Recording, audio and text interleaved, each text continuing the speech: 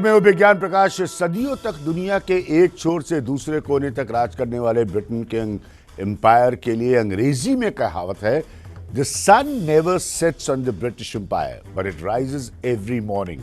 मतलब ये कि ब्रिटिश एम्पायर का सूर्य कभी अस्त नहीं होता, लेकिन हर सुबह जरूर उगता है। क्या वाकई ऐसा था? परिवर्तन में आज हम बात करेंगे ब्रिटेन की ही इस खास एपिसोड में। एक दौर में दुनिया के 26% इलाके और दुनिया की 25% आबादी पर कब्जे वाले ब्रिटेन को नया राजा मिल गया है। ब्रिटेन में किंग चार्ल्स तृतीय की ताजपोशी हो गई है।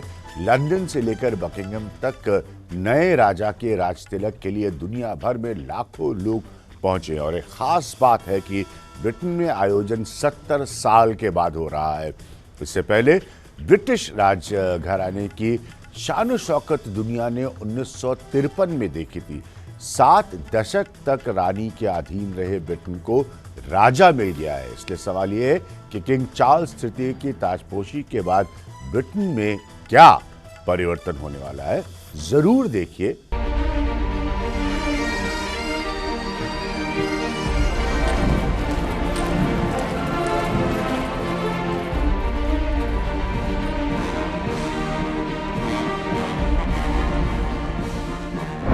अद्भुत, अतुलनीय, अविश्वसनीय, इस विहंगम दृश्य के लिए यही 3 शब्द हैं।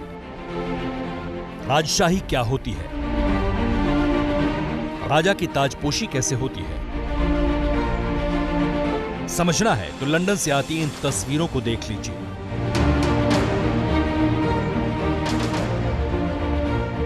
काबिलियत, ताकत और विरासत को समेटे ये वो संसार है जिसकी गवाही 200 साल तक हिंदुस्तान पर राज करने वाले अंग्रेजों के देश का जर्रा जर्रा दे रहा है।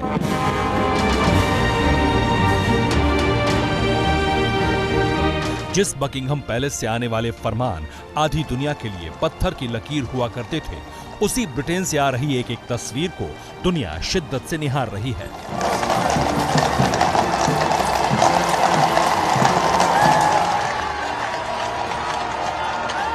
जश्न और जोश का ये वो समावेश है जिसे देख किसी को भी रश्क हो जाएगा।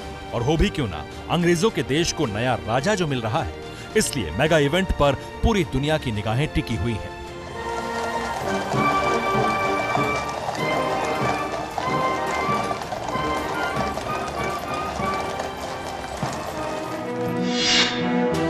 किंग चार्ल्स तृतीय की ताजपोशी वेस्टमिंस्टर एबी में हुई।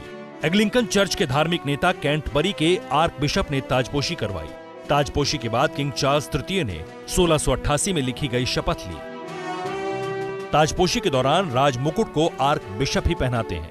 ये ताज कोई आम ताज नहीं, इसे 1661 में चार्ल्स द्वितीय के लिए बनवाया गया था और इस ताज का नाम रखा गया था सेंट एडवर्ड ताज। ताज में कई तरह के हीरे जवाहरात, सोना, चांदी, माणिक, पन्ना और अनोखे रत्न लगे हैं। किंग चार्ल्स के ताज का वजन करीब 2 किलो के बराबर है। सबसे खास बात यह है कि इसे बनाने में 2868 हीरो का इस्तेमाल किया गया है। ताजपोशी के बाद आर्क बिशप ने किंग चार्ल्स का पवित्र तेल से अभिषेक किया, जिसके बाद 723 साल पुराने महाराज एडवर्ड के सिंहासन पर बिठाकर आशीर्वाद दिया। यह सिंहासन भी बेहद खास है। इसे साल 1300 में बनाया गया था। 1626 के बाद ब्रिटेन में जितने भी राजा या रानी हुए, उन्हें ताजपोशी के बाद इसी सिंहासन पर बिठाया गया। किंग चार्ल्स तृतीय का राज्याभिषेक इजराइल से लाए गए तेल से किया गया।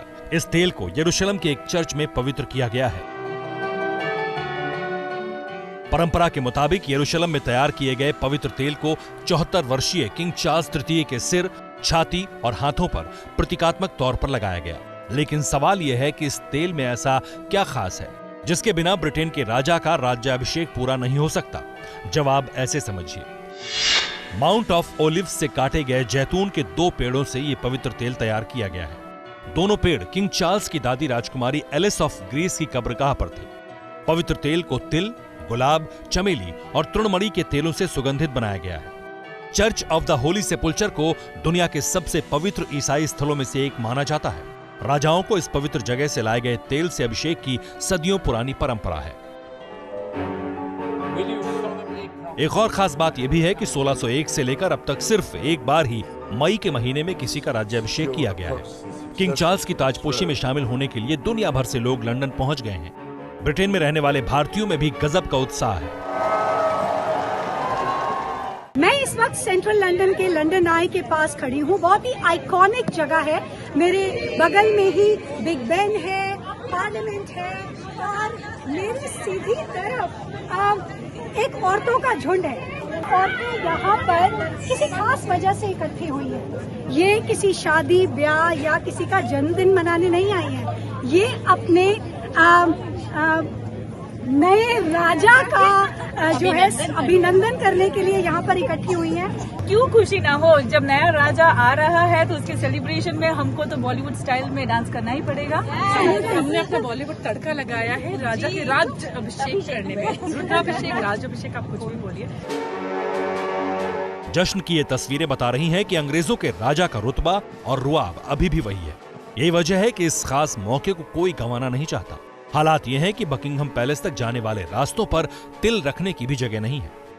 लास्ट टाइम ये 70 साल पहले हुआ था, तो आई फील वेरी लकी कि मैं इस दौरान लंदन में मौजूद हूँ। मैं यहाँ पे रहता हूँ और it's like quite exciting. King Charles तृतीय और रानी कैमिला के राज्याभिषेक में करीब 35 कॉमनवेल्थ देशों से आए 400 आर्म्ड फोर्सेस के साथ ही 6000 से ज्यादा ब्रिटिश सोल्जर शरीक हैं।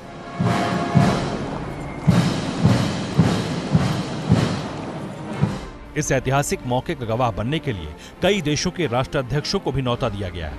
भारत की तरफ से उपराष्ट्रपति जगदीप धनखड़ समारोह में शामिल होंगे। जानी मानी शख्सियतों के साथ ही समारोह में शामिल होने के लिए आम लोगों को भी बुलाया गया है। इनमें मुंबई के डिब्बावाला भी शामिल है। प्रिंस चार्ल्स ने मुंबई के डिब्बावालों के बारे में डॉक्यूमेंट्री देखी थी, इसलिए जब नवंबर 2003 में भारत आए तो मुंबई जाकर डिब्बावालों से मिलने का फैसला किया। 4 नवंबर 2003 को प्रिंस चार्ल्स मुंबई के चर्च गेट में सैकड़ों डिब्बावालों से मिले और करीब 20 मिनट तक उनके साथ बातचीत हुई। यहीं से मुंबई के डिब्बावालों का ब्रिटेन के राजघराने से रिश्ता जुड़ा। 2005 में प्रिंस चार्ल्स और कैमिला पार्कर की शादी के दौरान भी मुंबई में डिब्बेवाला कम्युनिटी के 2 सदस्य